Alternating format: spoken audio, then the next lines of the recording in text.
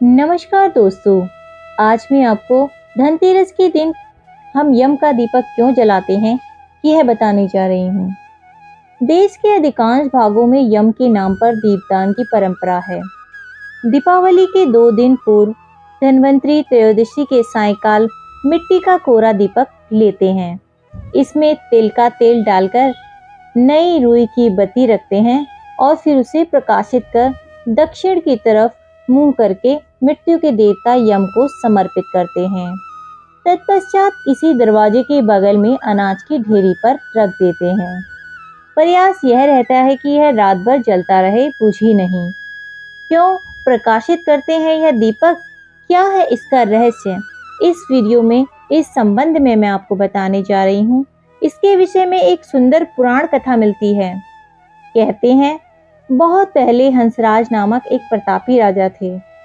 एक बार वह अपने मित्रों, सैनिकों और अंगरक्षकों के साथ जंगल में शिकार खेलने गए।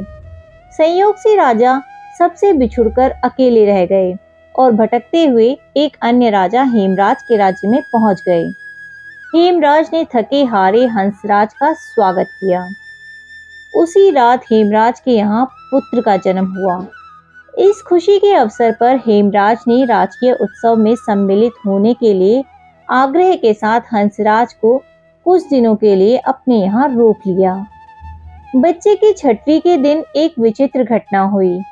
पूजा के समय देवी प्रकट हुई और बोली, आज इस शिशु की जो इतनी खुशियां मनाई जा रही है, यह अपने विवाह के चौथे दिन मृत्यु को प्राप्त हो जाएगा। इस भविष्यवाणी से सारे राज्य में शोक छा गया। हेमराज और उसके परिजनों पर तो वज्रपात ही हो गया था। सबके सब इतने स्तब्ध रह गए थे कि मानो शोक की लहर दौड़ गई हो। इस शोक के समय हंसराज ने राजा हेमराज और उसके परिवार को ढांढस दिया, मित्र, आप तनिक भी विचलित ना हो। इस बालक की रक्षा मैं करूंगा। संसार की कोई भी शक्ति इसका बाल भी बांका नहीं कर सकेगी। हंसराज ने यमुना के किनारे एक भूमिगत किला बनवाया और उसी के अंदर राजकुमार के पालन पोषण की व्यवस्था कराई। इसके अतिरिक्त राजकुमार की प्राण रक्षा के लिए हंसराज ने सुयोग्य ब्राह्मणों से अनेक तांत्रिक अनुष्ठान, यज्ञ, मंत्र जाप आदि की भी व्यवस्था करा रखी थी। धीरे धीरे राजकुमार युवा हुए। उनकी सुंदरता एवं तेजस्विता की चर्चा सर्वत्र फैल गई। राजा हंसराज के कहने से हेमराज ने राजकुमार का विवाह भी करा दिया। जिस राजकुमारी से युवराज का विवाह हुआ था वह साक्षात लक्ष्मी लगती थी। ऐसी सुंदर वर वधू की जोड़ी जीवन में किसी ने देखी भी न होगी। विधि का विधान। विवाह के ठीक चौथे दिन यम के दूत राजकुमार के प्राण हरण करने आए। अभी राज्य में मांगलिक समारोह ही चल रहा था। राज परिवार और प्रजाजन खुशियां मनाने में मग्न थे।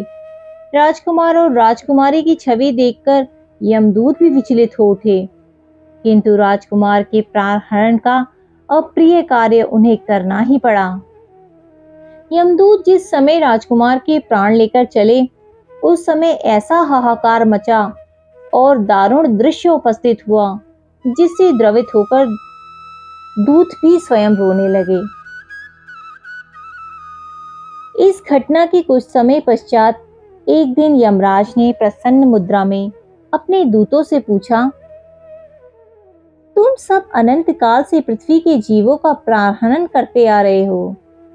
क्या तुम्हें कभी किसी जीव पर दया आई है और मन में यह विचार उठा है कि इसे छोड़ देना चाहिए?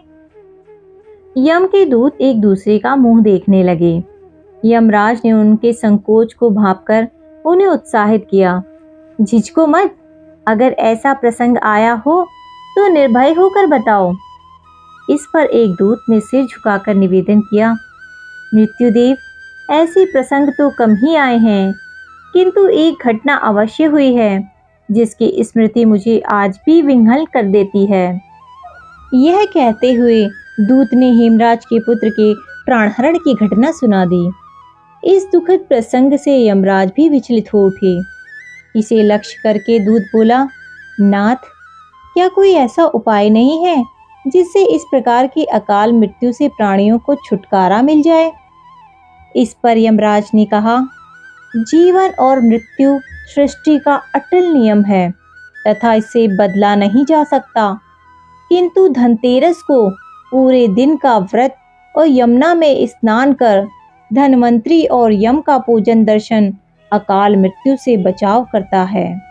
यदि यह संभव न हो तो भी संध्या के समय घर के प्रवेश द्वार पर यम के नाम का एक दीपक प्रज्वलित करना चाहिए। इससे आकस्मिक मृत्यु और रोग से मुक्त जीवन प्राप्त किया जा सकता है। दोस्तों, इसके पश्चात से ही धनतेरस के दिन धन्वंतरी के पूजन और प्रवेश द्वार पर यम दीपक प्रज्वलित करने की परंपरा है। दोस्तों, अगर आपको यह स्टोरी पसंद आई हो तो कृपया मेरे चैनल को सब्सक्राइब करें। धन्यवाद।